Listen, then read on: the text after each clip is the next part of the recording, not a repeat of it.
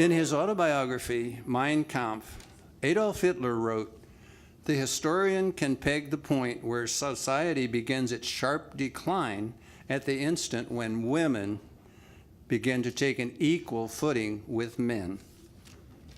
But we know how wrong that was. Richard.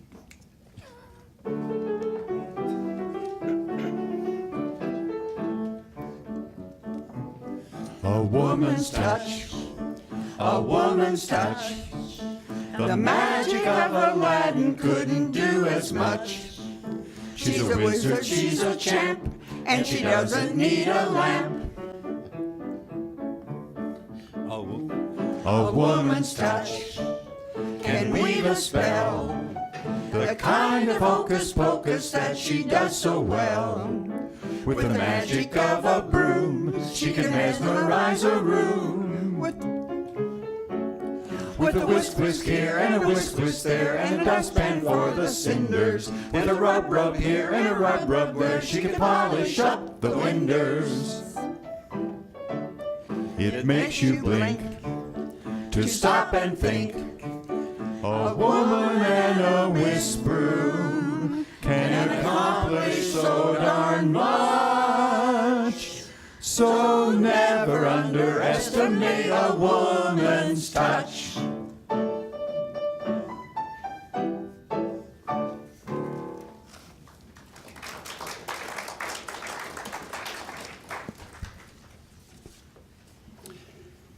A Hysterical History of the American Revolution by D.N. Larso. It's 1775 in an undisclosed meeting hall in the American colonies. Abigail Adams is at the podium. I call to order the First Women's Continental Congress. What? Abigail, you told me this was going to be a sewing bee. I, Abigail Adams, will act as president. President? Now, Abigail. The floor recognizes the Honorable Martha Washington. Well, I find this whole gathering to be improper. Well, I find the fact that our husbands have excluded us from participating in the Continental Congress improper. She's a hothead like her husband. What's that, Mrs. Franklin? Oh, nothing, dear. Carry on. And our husbands, don't you find it ironic that our husbands are demanding a voice for America from the British Parliament, but they will not give us one? We know our place, Abigail. And our husbands do not. They rise up and while pushing us down. I'm sorry, Abigail. If you'll excuse me. Martha, please wait. Stay and listen. You don't have to agree, but Abigail has a right to be heard. Thank you, Kitty. I, for one, think this is all so exciting. Perhaps where our husbands have failed, we might succeed. They fight and argue, but we all get along quite nicely. Do we now? Come, Mrs. Franklin. This whole idea should appeal to you. Do you enjoy quietly doing all of your husband's work for him?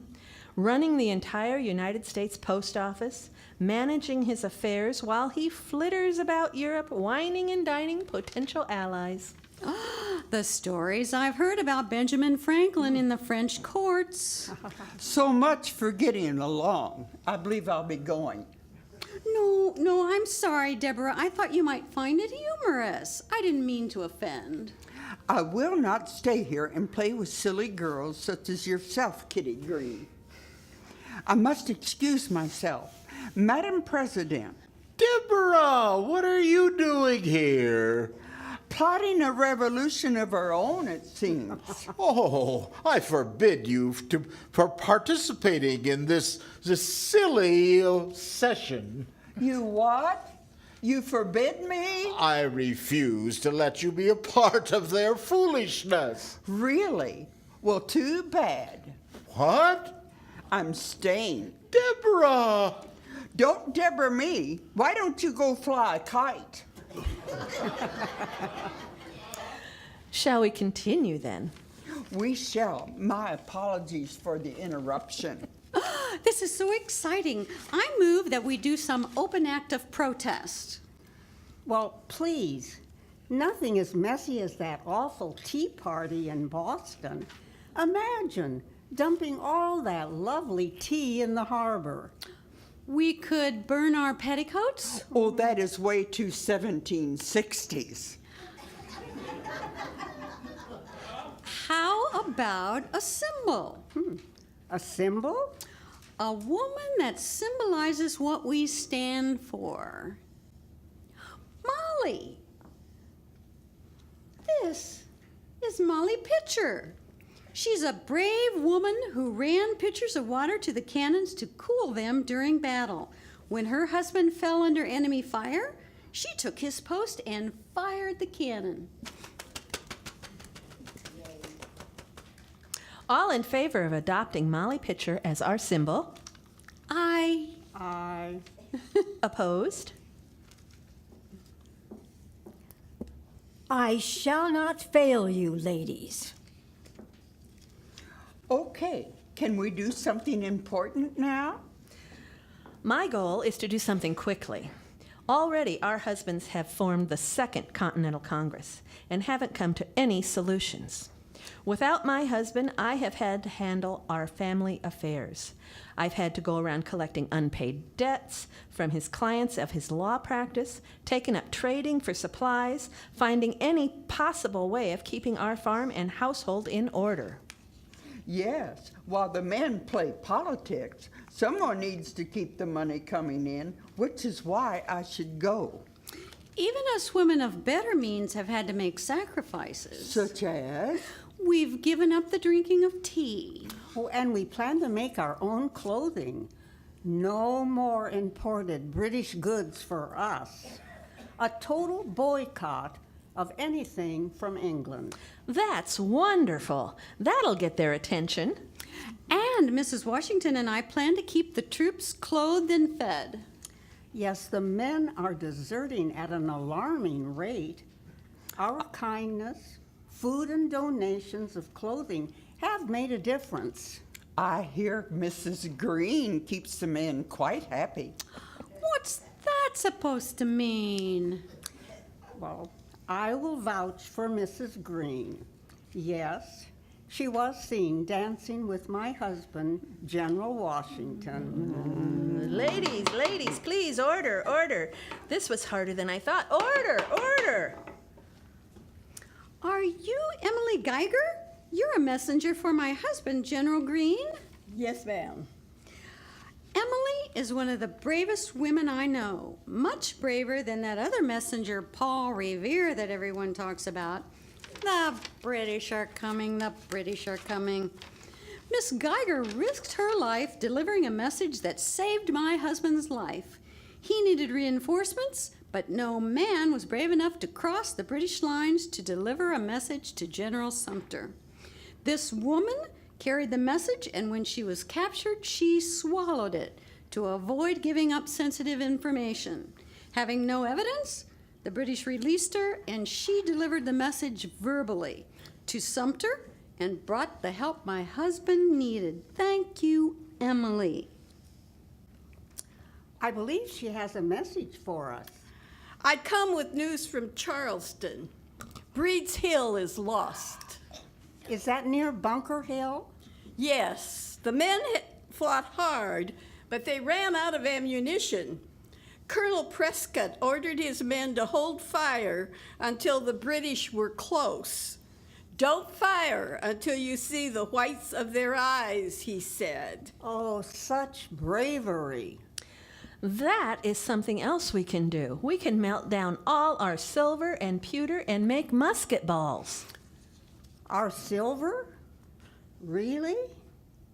Can't we think of something else we could use? How about that statue of King George? It's made of lead. Perfect for bullets. All in favor? Aye. Opposed? I rather like the idea. I was just picturing the look on my husband's face when he finds out we did this. Meeting adjourned. Let's make some bullets. Are you coming, Abigail? In a moment, I wanted to finish a letter to Mr. Adams. In the new code of laws, I desire you would remember the ladies. Do not put such unlimited power into the hands of the husbands. If particular care and attention is not paid to the ladies, we are determined to format a rebellion and not to hold ourselves bound by any laws in which we have no voice or representation.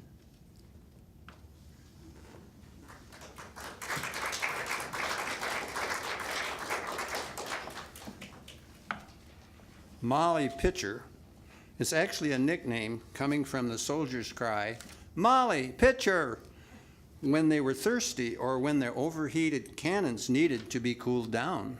The actions of Molly Pitcher have been attributed to Mary Ludwig, Margaret Corbin, and other women who showed incredible bravery on the battlefield. Many of them started out as camp followers, helping to take care of the soldiers by mending and laundering clothes, cooking meals, and cleaning up the camp. At 16, Sybil Ludington, a female Paul Revere, rode all night to warn the militia of approaching troops. Danbury was lost, but the British were kept from advancing to New York. Legend said Kate Berry tied her toddler to the bedpost before her famous ride that led to the victory at the Battle of Cowpens.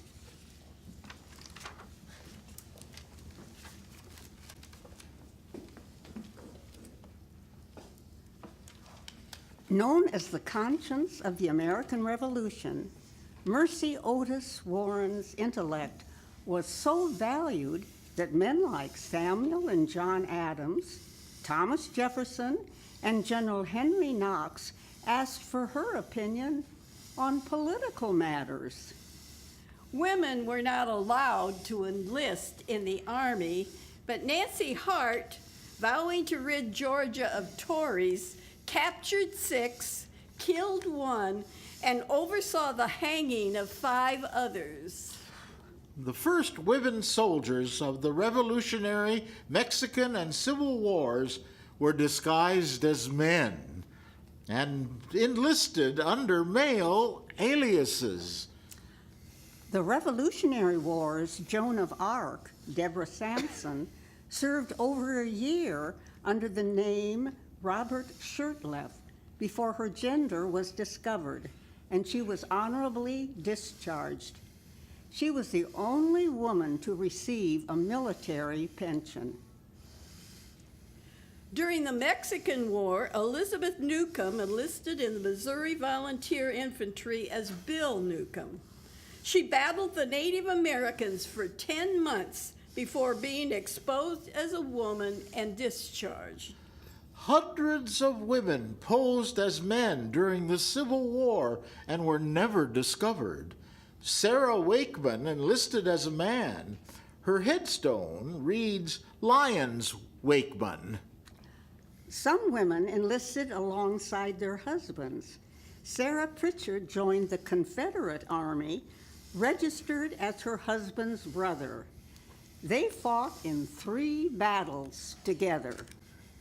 After being shot in the shoulder, exposed her gender, Sarah's commander is said to have called out, "Oh, surgeon, have I a case for you?"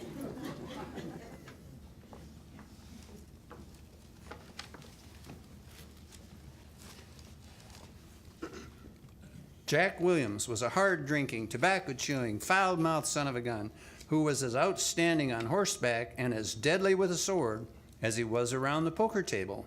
He had a distinguished career, fought in 18 battles, was wounded 3 times, and taken prisoner once. Jack Williams was Frances Kalin, a mother and farmer's wife who enlisted with her husband. One woman soldier had so much success during the war that she decided to remain a man. Jenny Hodger's true identity wasn't discovered until shortly before her death. She was buried in her Union uniform. Her tombstone was inscribed with both names. Kathy Williams was the first known African American woman and the only one documented as posing as a man. Excerpts from Kathy Williams by Linda Kirkpatrick. A baby born to slavery that no one could forewarn, she began her life as a house girl, being seen but never heard. When the Civil War ended, Kathy was finally free, and in seeking out her freedom, she found her place in history.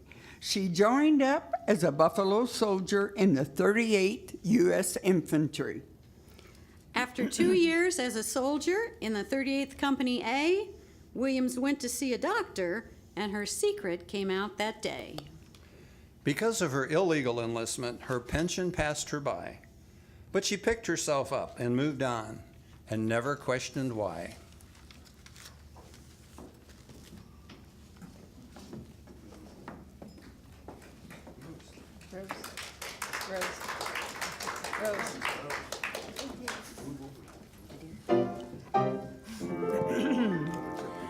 Who's the girl that has the men all eating from her hand? Mata Hari, Mata Hari. Who can turn a passing woman to a stern command? Mata Hari, Mata Hari. Who would spy to get her data by doing this and that? Mata, Mata Hari, Mata Hari. Oh, what a wicked girl was she! That's the kind of girl I'll never be. Mata Hari, Mata Hari. That's the kind of wicked girl I'll never be.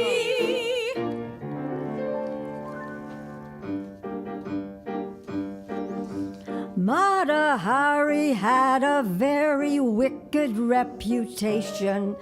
She was willing to be thrilling for her information. She would weave her magic spell, then she'd make them kiss and tell. All her men all had a yen, but Mata never hid. That's why I want to pull the stunt that Mata Hari did. Mata Hari, Mata Hari. Oh, what a wicked girl was she! That's the kind of girl I shouldn't be. Mata Hari, Mata Hari. That's the kind of wicked girl I shouldn't be.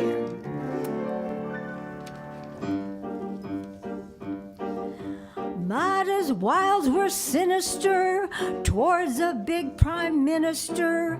Handsome guards were all astir, and a king or two. Once inside the castle gate, Mata never vacillate. Facile she would wrestle late till she got her due.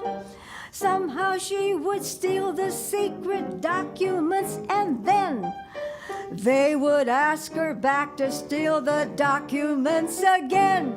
When Mata Hari had a very wicked reputation, she was willing to be thrilling for her information. At the end she never knew foe or friend or who was who. For other men all had a yen, yet Mata never hid. That's why I want to pull the stunt that Mata Hari did. Mata Hari, Mata Hari. Oh, what a wicked girl was she! That's the kind of girl I want to be. Mata Hari, Mata Hari. That's the kind of wicked girl I want to be. Mata Hari, Mata Hari. Oh, what a wicked girl was she! That's the kind of girl I want to be. Mata Hari, Mata Hari. That's the kind of wicked girl I want to be. Like Mata. Da, da, da.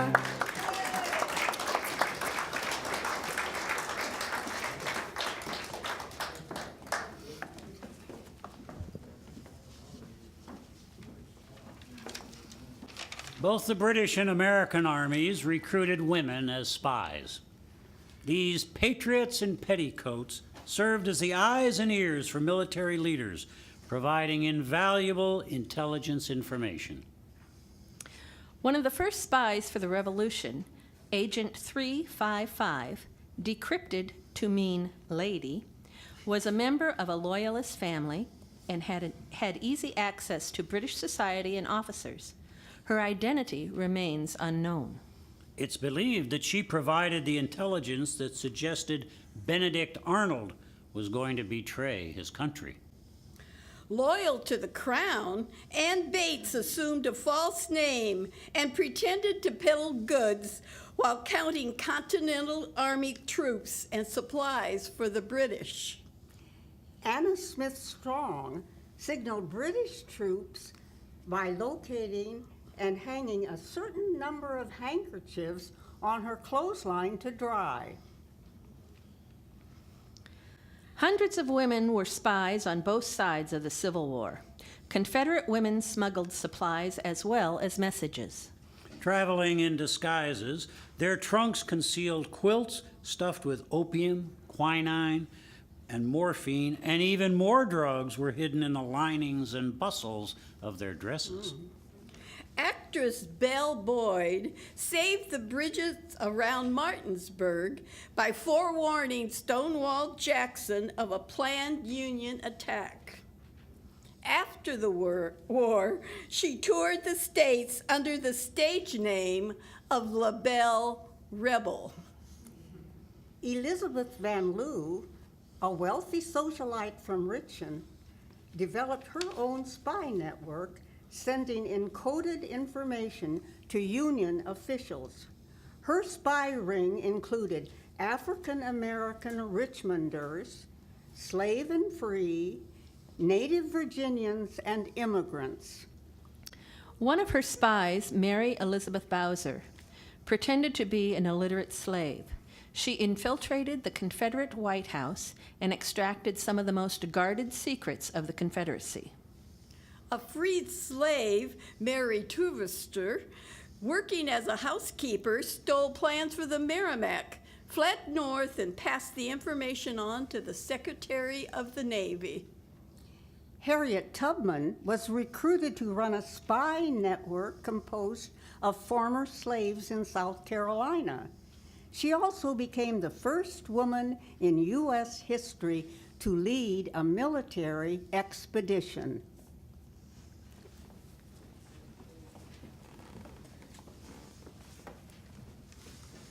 Known as Madam X, Agnes Marr Driscoll was a cryptanalyst during both World Wars. She helped break the Japanese code that aided American response to the Japanese attack on Pearl Harbor. Amy Pack, codenamed Cynthia, posed as a journalist to obtain the Italian naval cryptosystem and plans to disable Italian ships in U.S. ports. One of the most successful African-American performers, Josephine Baker, worked for the French resistance and smuggled military secrets into Portugal, written in invisible ink on her sheet music. Virginia Hall, the first female SOE operative to be sent into France, was considered the most dangerous Allied spy by the Gestapo. Known as the Lady with a Limp, she worked as a wireless radio operator reporting German troop movements and helped smuggle out information and prisoners and smuggle in agents and supplies. President Eisenhower credited the SOE, Special Operations Executive, with reversing the fortunes of the Allies against Hitler. Julia Ward Howe was inspired to write the Battle Hymn of the Republic when she overheard the new soldier's song, John Brown's Body. Reverend Clark suggested she pen new lyrics to the tune. She was paid $5 for the lyrics that first were seen in the Atlantic Monthly, February of 1862. Editor James Fields is credited with giving the song its name. The Battle Hymn of the Republic was an abolitionist battle cry, summing up the causes that spurred the Union to civil war. It became one of the most popular songs of the Union. It's on Join your us program. now to sing. You have it on the back of your program.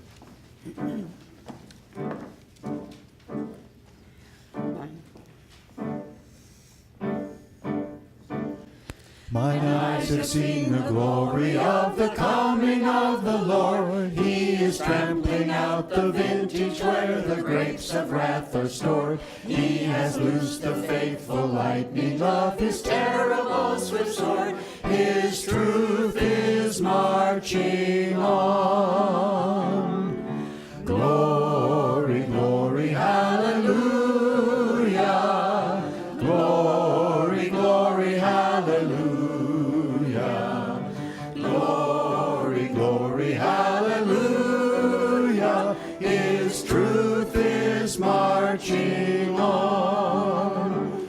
He has sounded forth the trumpet that shall never call retreat. He is sifting out the hearts of men before his judgment seat. Oh, be swift, my soul, to answer him. Be jubilant, my feet. Our God is marching on. Glory, glory, hallelujah. Glory, glory, hallelujah. Glory, glory, hallelujah. Our God is marching on. In the beauty of the lilies, Christ was born across the sea, with a glory in his bosom that transfigures you and me. As he died to make men holy, let us die to make men free, while God is marching on. Glory, glory, hallelujah. Glory, glory, hallelujah. Glory, glory, hallelujah. While God is marching on.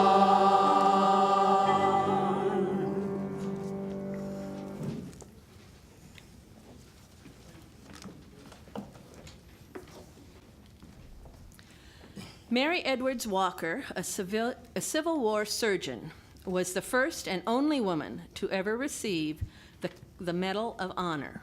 The citation reads, Dr. Walker devoted herself with much patriotic zeal to the sick and wounded soldiers, both in the field and hospitals, to the detriment of her own health.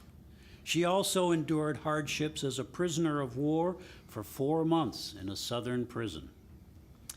When Congress rescinded her medal because there was no actual combat with the enemy, she refused to surrender it, continued to wear it, and was even buried with it on. After a congressional reappraisal of her achievements, the honor was restored by the order of President Jimmy Carter in 1977, more than 5 decades after her death. Even though the Confederate belles were already involved in the war effort, knitting socks, dyeing wool for uniforms, they were the only ones left in town, and the South was desperate for ammunition. So John Harrelson placed this ad in a Selma paper. The ladies of Selma are respectfully requested to preserve all their chamber lye for the purpose of making niter. Niter, also known as saltpeter, was a main ingredient in the manufacture of gunpowder. To make saltpeter, you need nitrogen, and urine had plenty of that. Thomas Wetmore wrote a wee poem entitled Rebel Gunpowder, which reads in part, John Harrelson, where did you get the notion to send your barrel around the town to gather up the lotion? We thought the girls had work enough, making shirts and kissing. But you have put the pretty dears to patriotic pissing. John Harrelson, do pray invent a neater and somewhat more modest mode of making your saltpeter. For 'tis an awful idea, John, gunpowdery and cranky, that when a lady lifts her skirts, she's killing off a Yankee.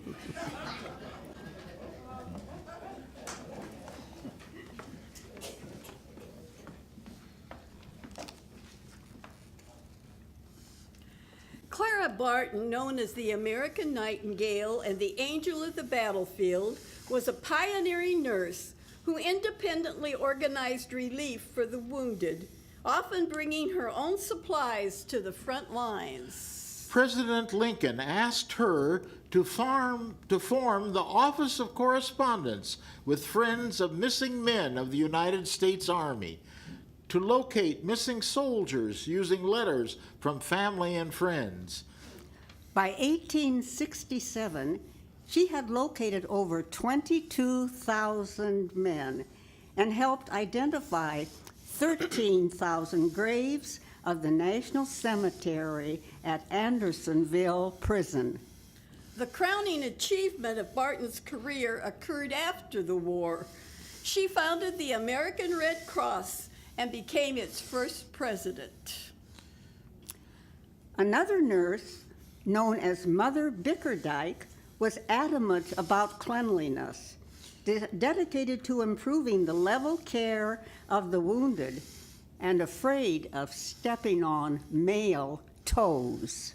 When her decision was questioned, she replied, "On the authority of Lord God Almighty, have you anything that outranks me?"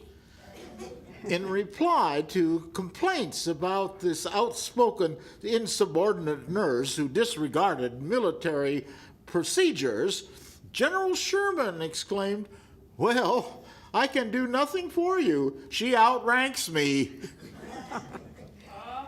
African American nurses served in convalescent homes, hospitals, and the first hospital ship, the USS Red Rover.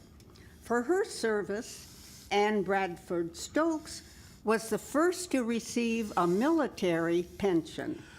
By the end of the war, women were serving as hospital administrators, and over 3,000 nurses had served in both Union and Confederate battlefield hospitals.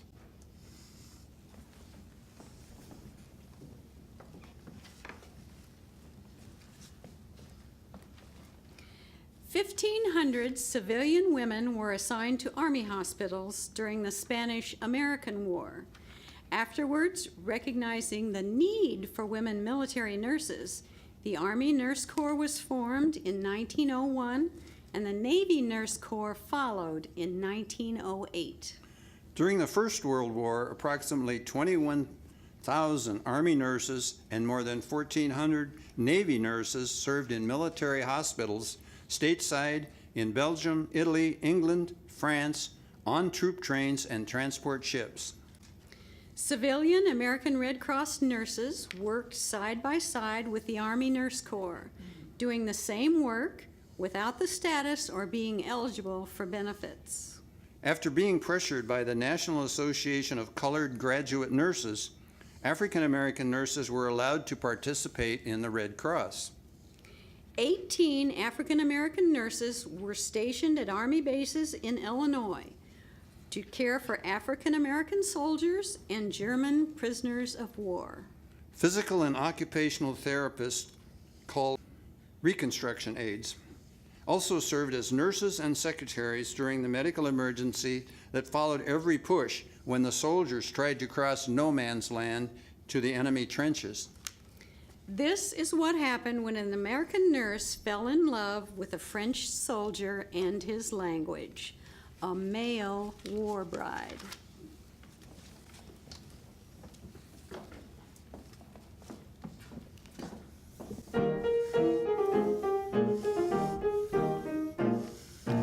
Rosie Green was a village queen who enlisted as a nurse. She waited for her chance and left for France with an ambulance. Rosie Green met a chap named Jean, a soldier from Paris. When he said, "Parlez-vous, my pet?" she said, "I will, but not just yet." When he'd speak in French to her, she'd answer lovingly, Oh, Frenchie, oh, Frenchie, Frenchie, although your language is so new to me, when you say oui, oui, la, la, we means you and me, la, la. Oh, Frenchie, Frenchie, you won my heart with your bravery. March on, with any girl you see. But when you la la la la, oh Frenchie, save your la la la's for me. Rosie Green married soldier Jean when his furlough time arrived. She said, "Go pack your grip, we'll take a trip on a big steamship." Rosie Green took her soldier Jean down home somewhere in Maine. They say that her rural pa and ma refused to do that, ooh la la. But when she's alone with him, you'll hear the same refrain. Oh Frenchie, Frenchie, although your language is so new to me, when you say oui, oui, la, la, we means you and me, la, la. Oh Frenchie, Frenchie, you won my heart with your bravery. March on, with any girl you see. But when you la la la la, oh Frenchie, save your la la la's for me. Save your la la la's for me.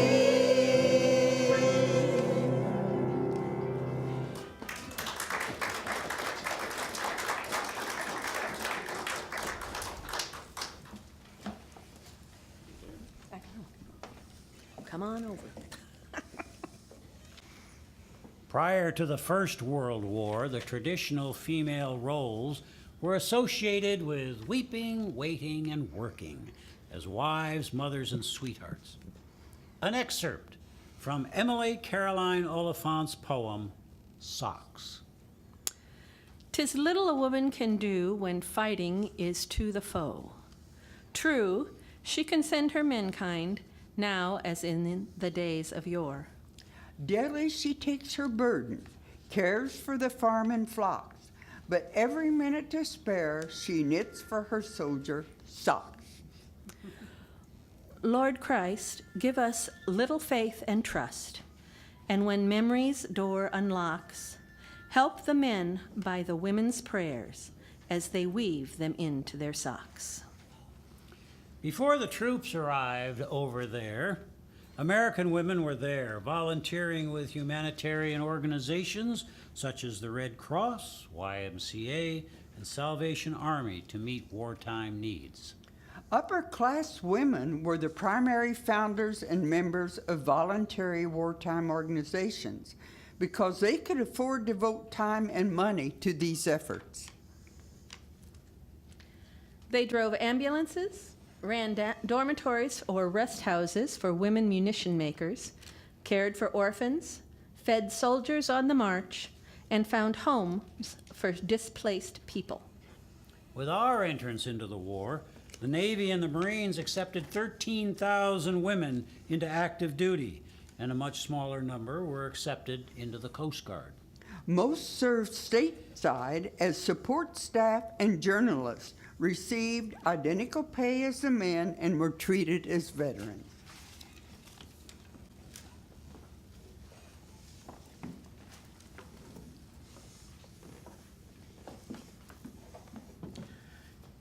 In late 1917, General Pershing made an emergency appeal for bilingual women to operate the switchboards that linked the soldiers on the front lines with the general command. 233 women were recruited and trained to be Hello Girls, the colloquial name for the Signal Corps Female Telephone Operators Unit of the U.S. Army Signal Corps. Though Chief Operator Grace Banker received the Distinguished Service Medal, it wasn't until the 60th anniversary of the end of World War I that Congress approved veteran status and honorable discharges for the remaining soldiers of the switchboard. Ruth Law wanted to serve her country as a pilot, fighting battles in the sky. When she tried to volunteer, she was turned down by the Secretary of War, Newton Baker. We don't want women in the Army. Wearing a non-commissioned Army officer's uniform, she flew recruiting trips and gave exhibition flights to help raise money for the Red Cross and Liberty Loan drives. Civilian women worked in the Army as contract clerical employees and volunteers. They participated under the Allied Expeditionary Force in France without military status.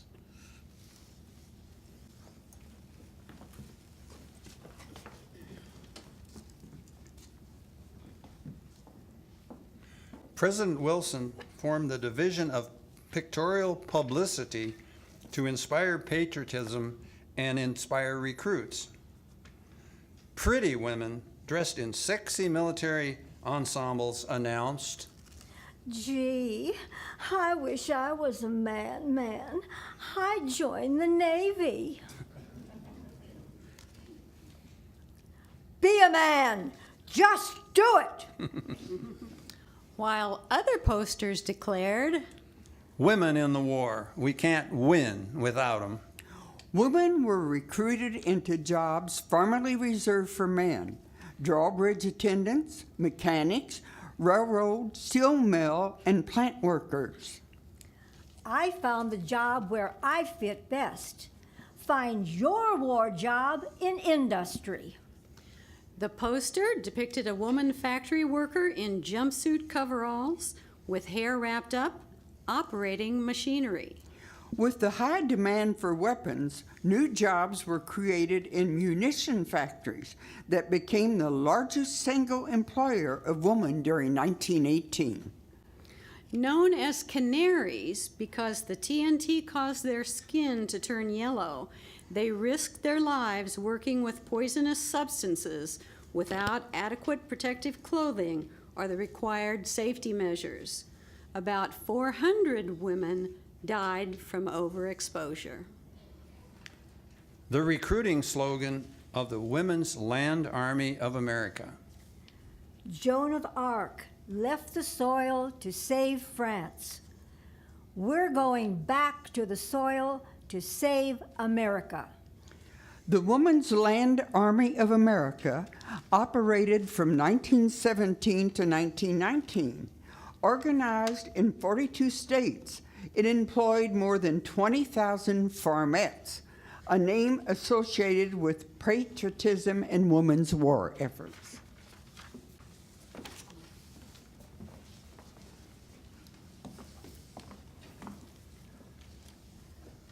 Women canteen for the Army, providing entertainment, sewing on buttons, and handing out cigarettes and sweets. They were virtuous women, sent to keep the boys straight. Troops clamored for Ella Wheeler Wilcox's readings of her own sentimental poems urging sexual purity. May I lie in the mud of the trenches. May I reek with blood and mire. But I will control, by God in my soul, the might of my man's desire. A soldier describes Sara Wakeman after a 10-mile stormy ride had ruined her dress.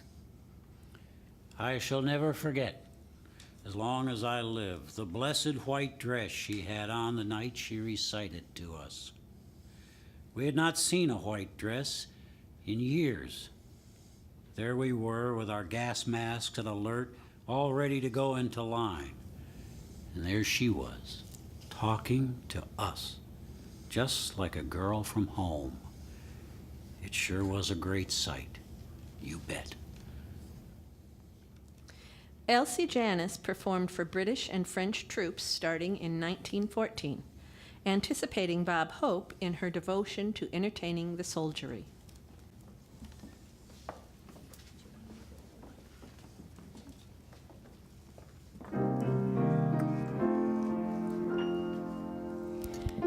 You marched away and left this town as empty as can be. I can't sit under the apple tree with anyone else but me. For there is no secret lava that the draft board didn't discover.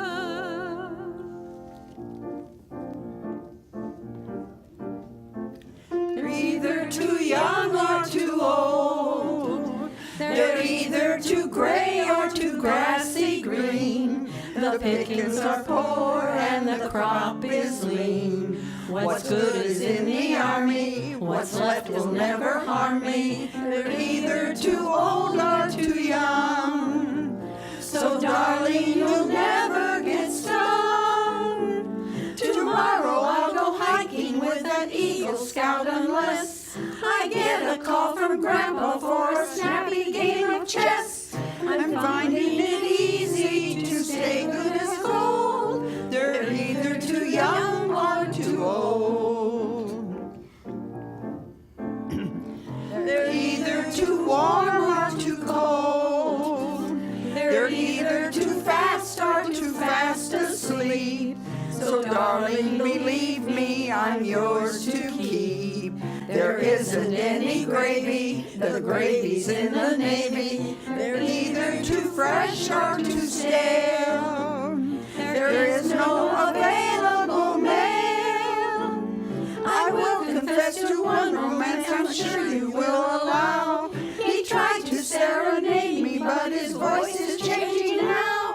I'm finding it easy to keep things controlled. They're either too young or too old. They're either too young or too old.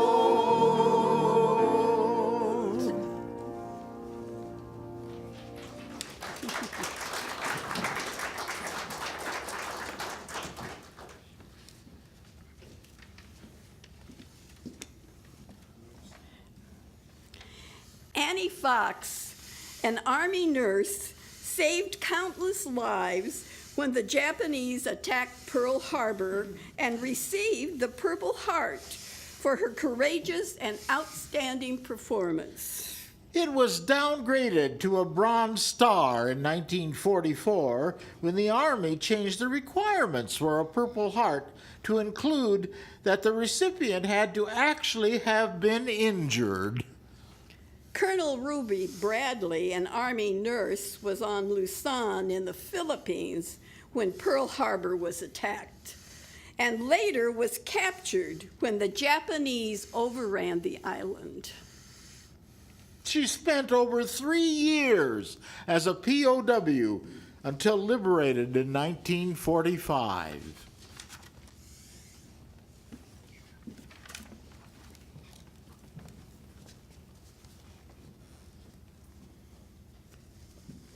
After the Women's Army Corps was created in May of 1942, the WACs began basic training at Fort Des Moines.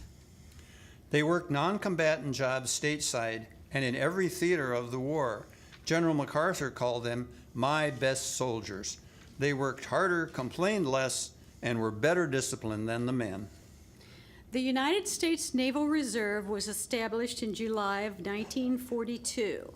Iowa State Teachers College was one of the basic training centers. Wave officers served as doctors, attorneys, and engineers. Many of the enlisted became aviation mechanics, parachute riggers, and radiomen. Most worked in the secretarial and clerical fields at shore stations and in Hawaii. The Coast Guard established the Spars, combining the first letters of their motto, Semper Paratus, with the first letters of its meaning, always ready, in November 1942. The women Air Force service pilots were formerly transport pilots that became the first women to fly military aircraft. The WASPs ferried planes from factories to bases, transported cargo, participated in simulation strafing, and even towed practice targets. Women in the Marines were simply called Marines. By January of 1943, all branches of the military included women. Approximately 400,000 women served with the armed forces, and more than 460 lost their lives as a result of the war, including 16 from enemy fire. Though women in the armed forces were not sent into combat, Red Cross volunteers and the Nurse Corps were on the front lines in Europe and the Pacific. The Military Air Evacuation Squad carried wounded soldiers quickly away from the war front. Lieutenant Alida E. Lutz, a flight nurse with the unit, flew 196 missions to evacuate more than 3,500 men. Another flight nurse, Lieutenant Reba Whittle, became the only prisoner of war in the European theater when her plane went off course and was shot down over Aachen. She was escorted out of the camp with 109 male POWs on January 25th, 1945.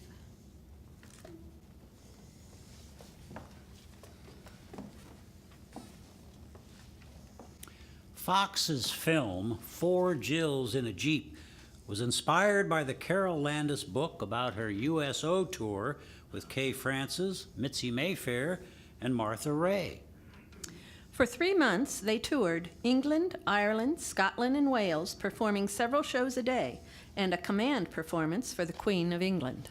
They spent an additional 3 weeks in North Africa, which marked the first USO tour in that area.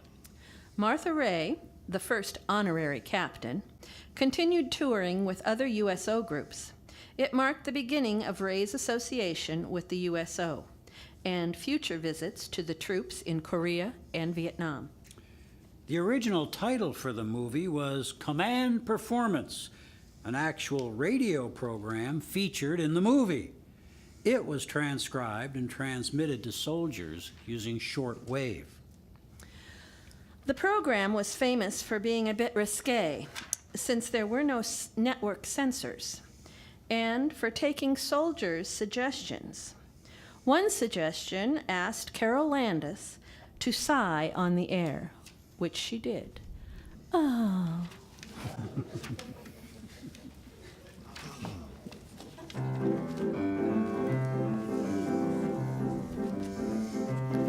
He was a famous trumpet man from out Chicago way. He had a boogie style that no one else could play. He was a top man at his craft.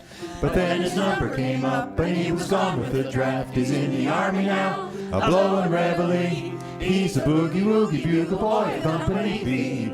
He made him blow a bugle for his Uncle Sam. He really brought him down because he could not jam. The captain seemed to understand, because the next day the cap went out and drafted a band. And now the company jumps when he plays reveille. He's a boogie-woogie bugle boy of Company B. A root, a toot, a tootly-odd, a toot, he blows it 8 to the bar. In boogie rhythm, he can't blow a note unless the bass and guitar is playing with him. He makes the company jump when he plays reveille. He's a boogie-woogie bugle boy of Company B. He was some boogie-woogie bugle boy of Company B. And when he plays boogie-woogie bugle, he's as busy as a bee. And when he plays, he makes the company jump 8 to the bar. He's a boogie-woogie bugle boy of Company B. Toot toot, he blows it 8 to the barn. You can't blow a note if the bass and guitar isn't with him. And now the company jumps when he plays reveille. He's the boogie woogie bugle boy of Company B.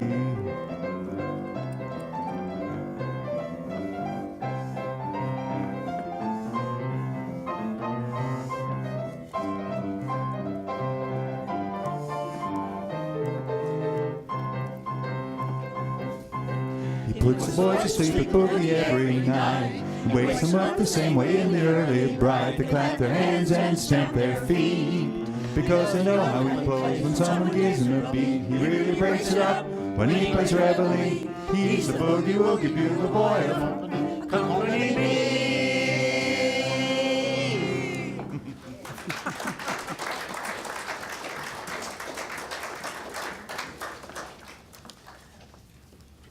World War II was the golden age of pinups. The military unofficially sanctioned their creation to raise morale. 5 million copies of one of Betty Grable's photos was distributed. To many, she was the epitome of a pinup girl. Her legs were insured for $1 million each.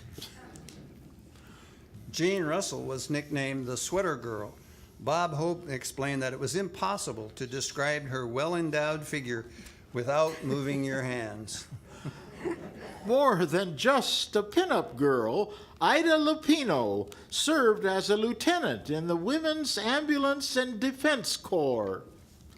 Veronica Lake also raised money for war bonds and even changed her peekaboo bang hairstyle for a practical, safer one to encourage women working in the factories to follow her lead.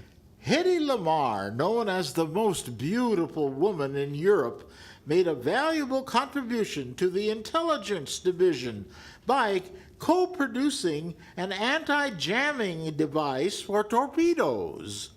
The Air Force allowed nose art inspired by actresses and models on fuselages of all planes to serve as mascots and good luck charms.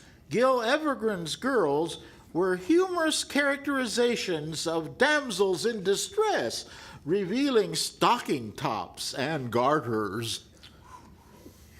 Margaret Bourke-White, the first female photographer and war correspondent, was the first allowed to fly combat missions. She was attached to the Air Force in North Africa, then into the Army in Italy, and later Germany. She was one of the first and the most celebrated photographer to document the horrors of the Nazi concentration camps after the liberations in the spring of 1945.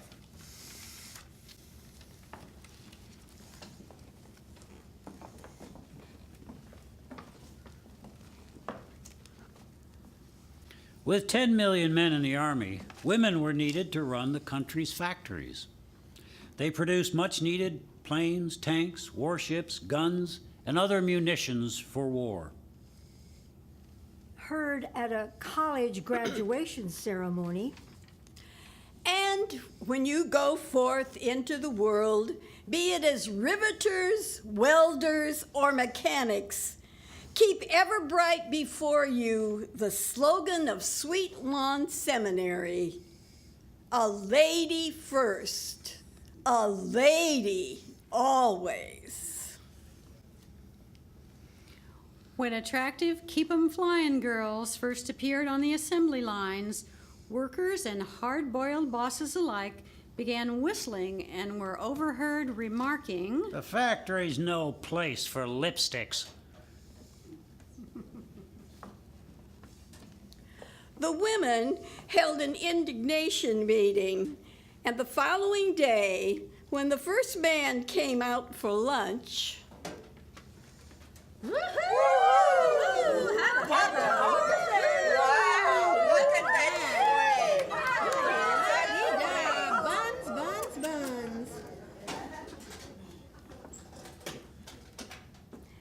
The whistling in the factory ended abruptly. Rosie the Riveter was the star of a campaign aimed at recruiting female workers for the defense industries. The poster featured a woman flexing her arm muscles, proclaiming, We can do it! the campaign was successful. Rosie the Riveter became the symbol of women's economic power, the subject of a song, and a Hollywood movie. Norman Rockwell's illustration for the Saturday Evening Post depicts a woman riveting gun on her lap, eating a sandwich from a lunchbox with the name Rosie on it. Her foot is placed on the cover of Adolf Hitler's Mein Kampf.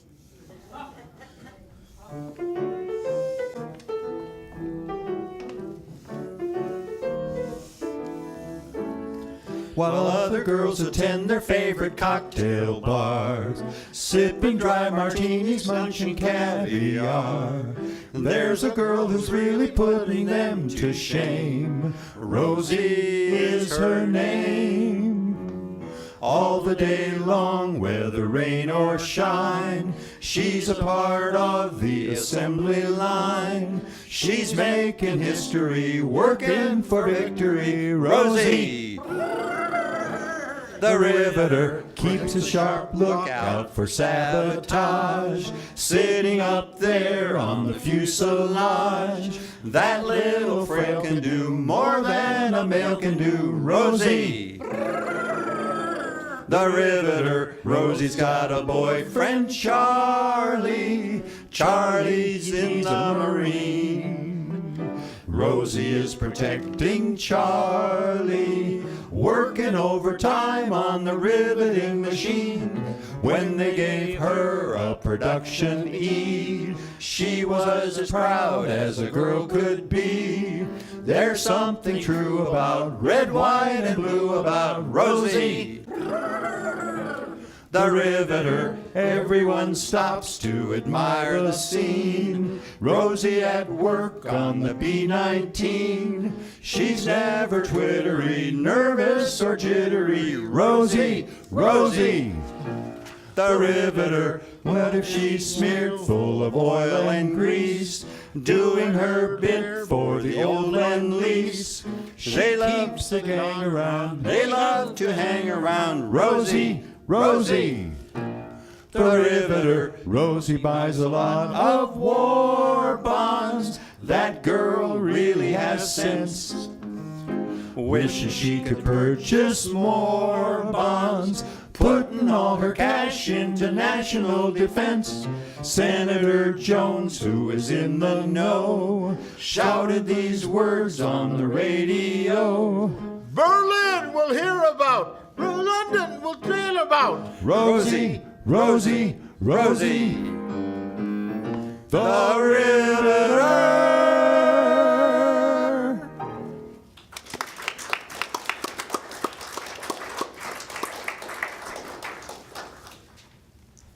In 1948, Congress passed the Women's Armed Services Integration Act, granting women permanent status in the military, subject to military authority and regulations, and entitled to veterans' benefits. During the Korean and Vietnam War, women served at home and abroad. Army nurses served in combat zones, and many Navy nurses served on hospital ships. All were volunteers. With the end of the draft in 1973, the armed forces became an all-volunteer military, creating more opportunities for women. The first females were admitted to the Merchant Marine Academy in 1974, and 2 years later to West Point, the Naval Academy, and the Air Force Academy. The movie, Private Benjamin, used the Army as a backdrop to comically portray female independence in the military. Goldie Hawn, the star, stated, "After going through basic training, I would not resist the draft, provided, of course, I could have a stunt double at all times."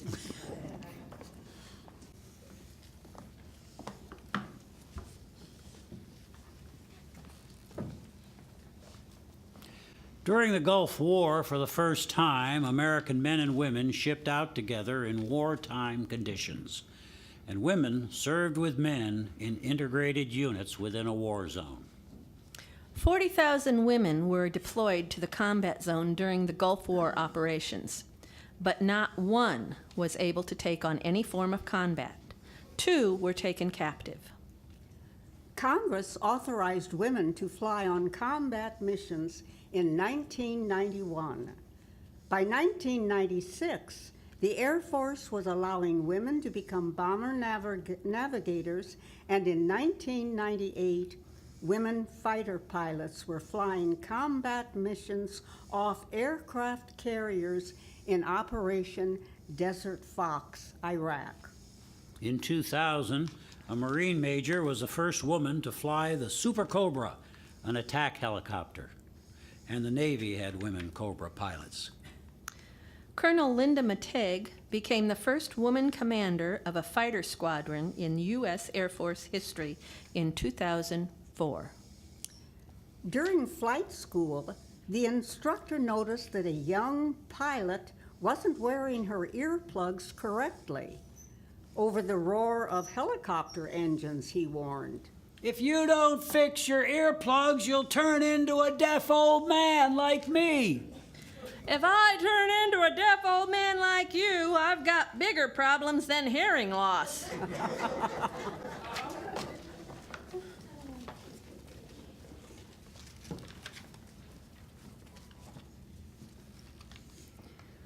Though women were allowed to serve on combat ships, it wasn't until 2000 when Captain Kathleen McGrath became the first woman to command a Navy warship assigned to the Persian Gulf.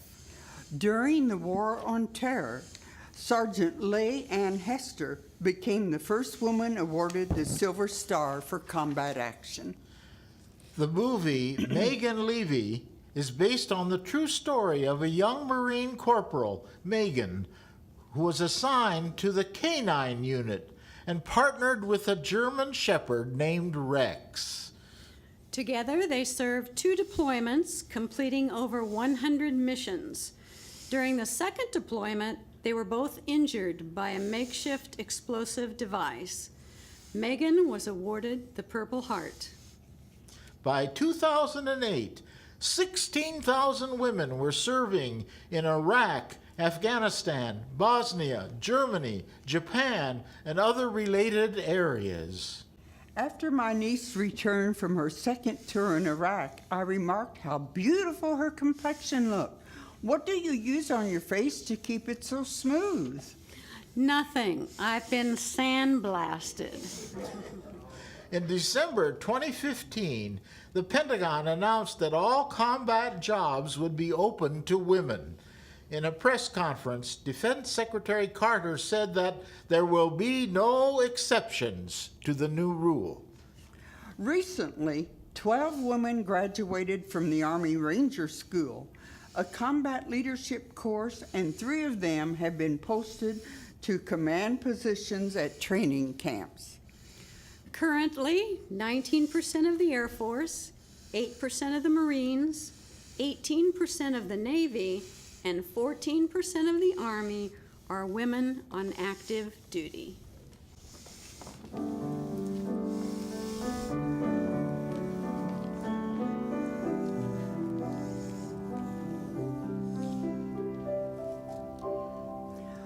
Homecoming queen, she had it all. Captain of the cheering squad, no one could understand why she decided to join after senior year. The Army recruit said, "Sign right here," and he shook her hand. Anywhere else, just an average Jane, just a rank and number, no one knows her name. Once you pass that little green sign that says population 299. She's a hero in her home. When she walks in a room, she draws a crowd, celebrated, decorated with medals and pins from the war she was in, served just like her father did, and 2 generations before him made the choice and served her country proud. She's a hero in her hometown.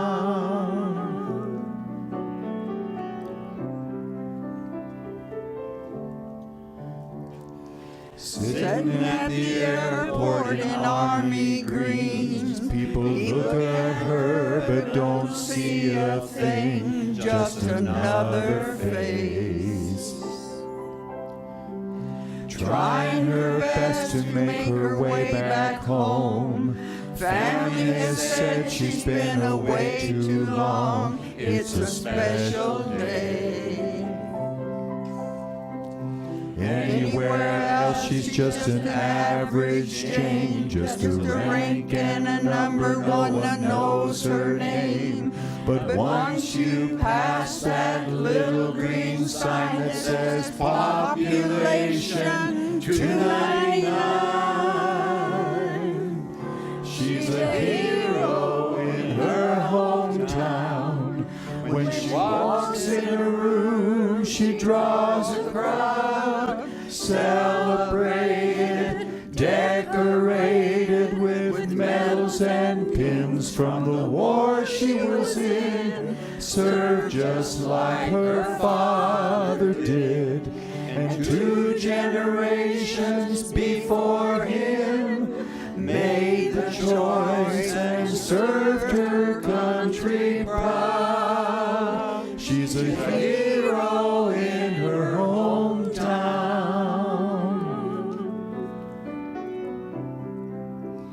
She's a hero in her hometown.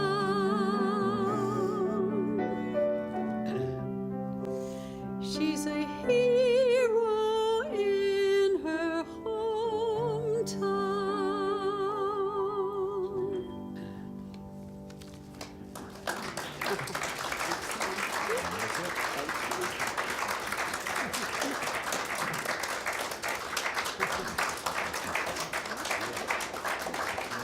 Thank you for coming, and please join us for refreshments.